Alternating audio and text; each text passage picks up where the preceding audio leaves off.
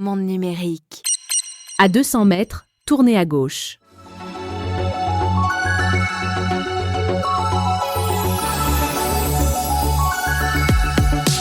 Sur la route des vacances, cette voie est devenue banale. Que l'on parte vers la mer, la montagne ou vers un rendez-vous professionnel, on suit le guidage GPS sans même y penser. En voiture, à pied ou à vélo, cette petite voie rassurante nous indique la route à suivre. Elle estime même notre heure d'arrivée, elle nous prévient quand on s'est trompé de direction. Google Maps, Apple Plan, Waze, un petit point bleu sur une carte, c'est nous. C'est vous, c'est votre voiture, ou votre vélo, ou vous-même à pied quelque part sur la Terre. Mais comment un smartphone ou un système de guidage intégré au véhicule peut-il savoir exactement où l'on se trouve à quelques mètres près ? Comment un appareil glissé dans notre poche parvient-il à déterminer notre position n'importe où sur la planète ? Eh bien la réponse se trouve à plus de 20 000 km au-dessus de nos têtes. Elle repose sur une constellation de satellites, sur des horloges atomiques d'une précision extraordinaire et sur un calcul fondé sur le temps que mettent des signaux radio à voyager dans l'espace. Cette technologie porte un nom que tout le monde connaît, le GPS. Mais ce que l'on sait moins, c'est comment ça fonctionne et de quand ça date. Le GPS n'a pas été inventé pour nous aider à trouver un restaurant, pour nous faire livrer des plats cuisinés ou pour éviter les embouteillages. C'est d'abord une technologie militaire, née aux États-Unis pendant la guerre froide. Voici son histoire.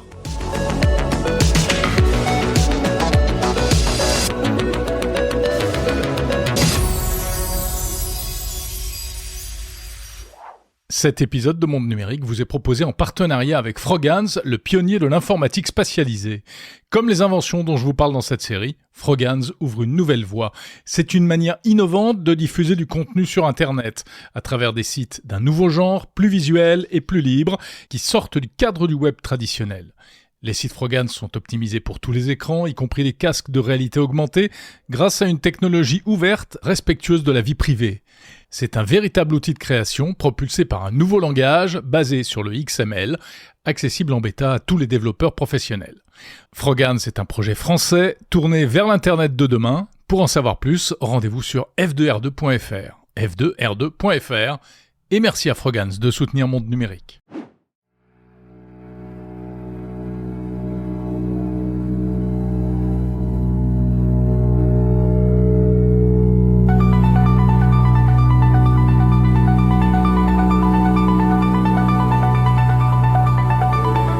L'histoire commence en octobre 1957. Non pas aux États-Unis, mais en Union soviétique. Les Russes viennent de placer en orbite Sputnik 1, le premier satellite artificiel de l'histoire. Sputnik émet un simple signal radio, une sorte de bip-bip que les scientifiques peuvent capter depuis la Terre.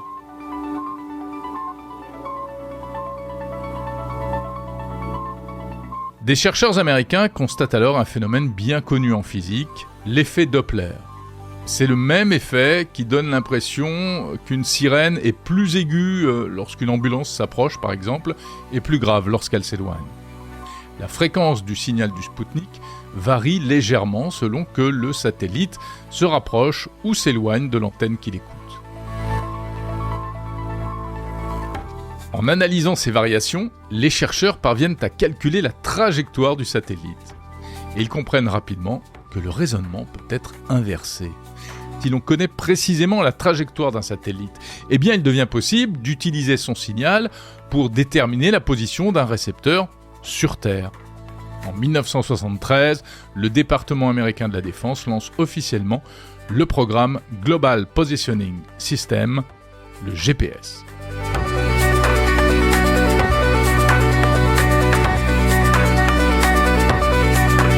Le premier satellite expérimental de la constellation GPS sera lancé en 1978.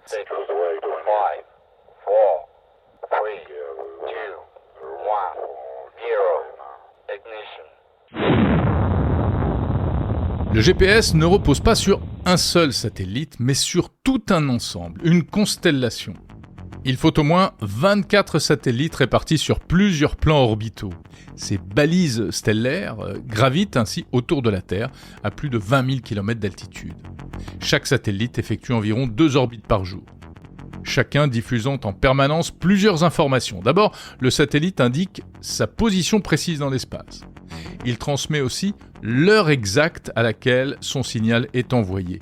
Et c'est là que se trouve le secret du GPS. Contrairement à une idée reçue, le satellite n'a pas de caméra et il ne nous observe pas. Il ne photographie pas notre voiture ou nous-mêmes avec notre téléphone dans la poche chaque minute.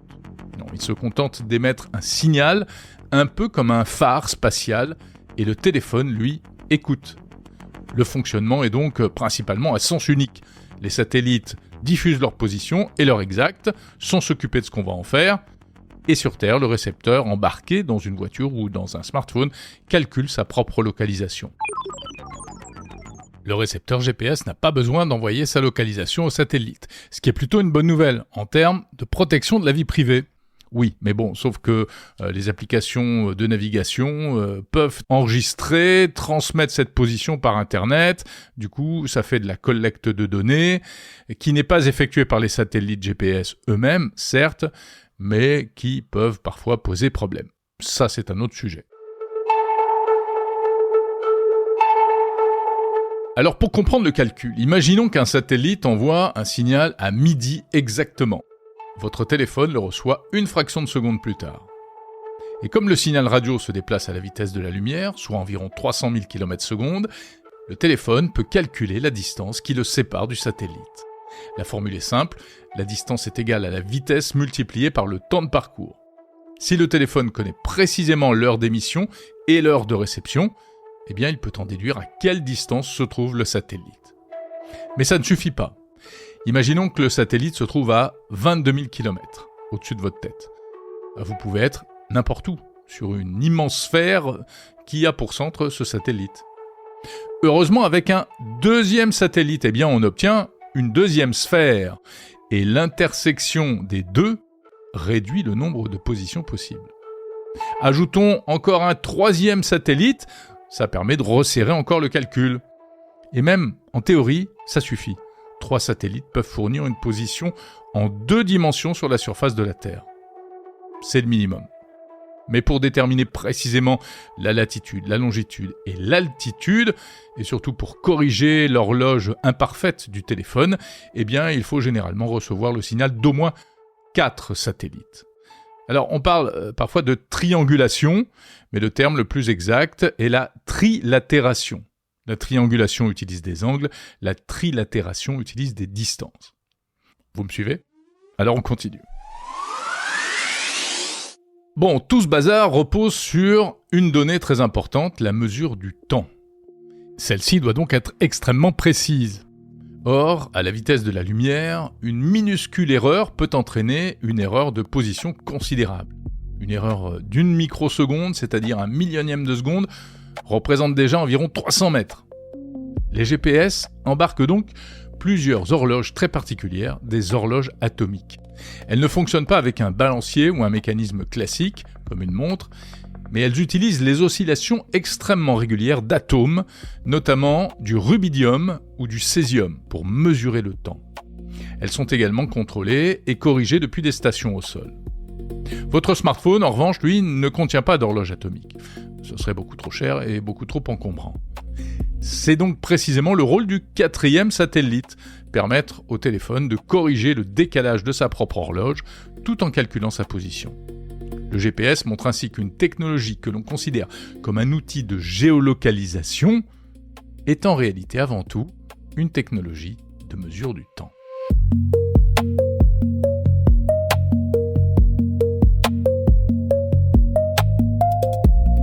Le GPS ne sert donc pas seulement à dire où nous sommes, mais il permet également de se situer dans le temps, ce qui contribue à faire fonctionner une grande partie du monde numérique. Des réseaux téléphoniques, des systèmes électriques, des infrastructures financières et de nombreux équipements industriels utilisent aussi les signaux satellitaires pour synchroniser leurs horloges. Pour fonctionner correctement, le GPS doit même tenir compte des théories de la relativité d'Einstein.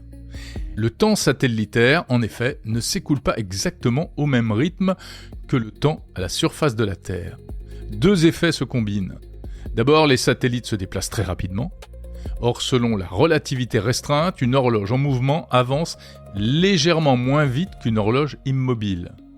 Mais les satellites sont aussi beaucoup plus éloignés du centre de la Terre et ils subissent donc une gravité plus faible. Selon la théorie de la relativité générale, leur horloge avance alors légèrement plus vite. Et c'est le deuxième effet qui l'emporte sur le premier. Sans correction, le décalage atteindrait plusieurs dizaines de microsecondes par jour. Ça suffirait pour provoquer rapidement des erreurs de localisation de plusieurs kilomètres. Et là, plus rien ne fonctionnerait. Ce qui veut dire que lorsque votre téléphone vous guide jusqu'à une adresse, il applique indirectement des principes formulés par Albert Einstein au début du XXe siècle. Sans relativité, pas de petit point bleu que l'on peut suivre aveuglément sur une carte.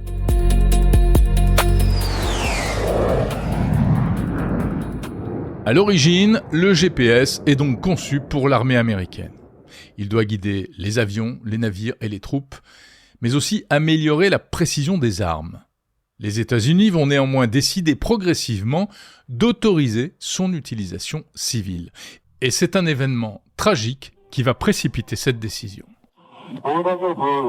En 1983, un avion de la Korean Airlines, le vol 007, est abattu par un avion de chasse soviétique.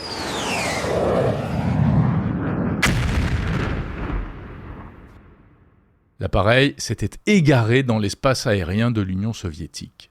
Après ce drame, le président américain Ronald Reagan annonce alors que le GPS pourra être mis gratuitement à la disposition de l'aviation civile internationale lorsqu'il sera complètement opérationnel. Ce sera le cas en 1995.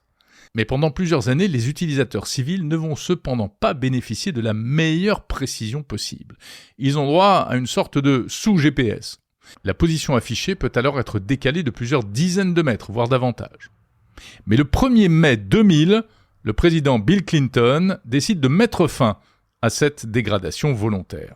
Et c'est cette décision qui accélère l'essor du GPS civil grand public dans les voitures, les bateaux, les activités de plein air, l'agriculture et plus tard les téléphones mobiles. Dans les années 1990-2000 apparaissent les GPS automobiles. C'est la période dorée pour des marques comme Garmin, TomTom ou Magellan qui commercialisent des boîtiers dotés d'un écran et de cartes enregistrées en mémoire. Pour beaucoup d'automobilistes, c'est une révolution. Il n'est plus nécessaire de déplier une carte routière, de préparer minutieusement son itinéraire ou de demander son chemin sur la route. Il suffit de suivre le petit point bleu, ou rouge, selon les appareils. Mais le GPS n'indique encore que la position. Pour guider réellement l'utilisateur, il faut lui ajouter des cartes numériques, une base d'adresses et un logiciel capable de calculer un trajet. Le satellite ne sait pas par exemple qu'une route est fermée. Il ne connaît pas non plus les embouteillages, ni les limitations de vitesse, ni les horaires d'un restaurant. Ça, ce sont des informations qui viendront ensuite sous forme de services supplémentaires. Lorsque les smartphones se généralisent à la fin des années 2000, tous ces éléments peuvent être réunis dans un même appareil. Un récepteur satellitaire, une connexion à Internet, des cartes, un écran tactile et des applications de navigation avec des microprocesseurs suffisamment puissants pour faire tourner tout ça. Le GPS automobile commence alors à décliner. Il est détrôné par le smartphone. Le smartphone offre de nombreux avantages pour la navigation par GPS. Il permet d'améliorer encore la localisation en s'appuyant sur différentes sources complémentaires. Non seulement les signaux satellitaires, mais aussi les antennes du réseau mobile, les bornes Wi-Fi voisines, le Bluetooth, les capteurs de mouvement, la boussole électronique ou encore le baromètre. Mais le problème, c'est que cette précision est variable. Par exemple, dans une rue avec de très hauts immeubles, les signaux peuvent rebondir sur les façades avant d'atteindre le téléphone. Et du coup, le récepteur va être trompé. C'est l'une des raisons pour lesquelles le petit point bleu peut sauter d'un côté à l'autre dans une rue, sous un tunnel, dans un parking ou au cœur d'un bâtiment aussi.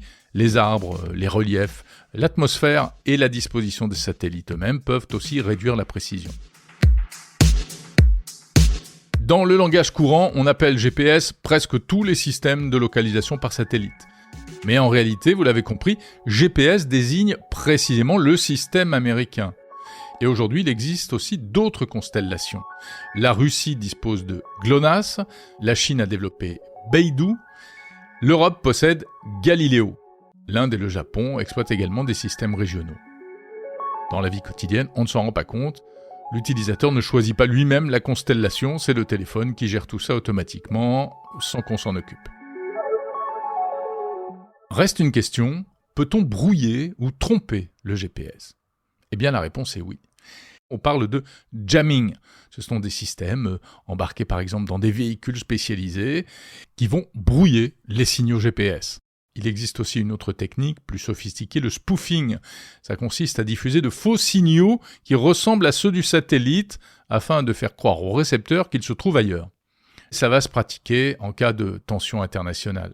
J'ai vécu ça personnellement il y a quelques années au Proche-Orient, où il était impossible de savoir exactement où on était, au Liban ou à Chypre. En fait, le satellite indiquait toujours la même position. Le brouillage s'est aussi beaucoup pratiqué, notamment dans les pays baltes, au moment de la guerre en Ukraine.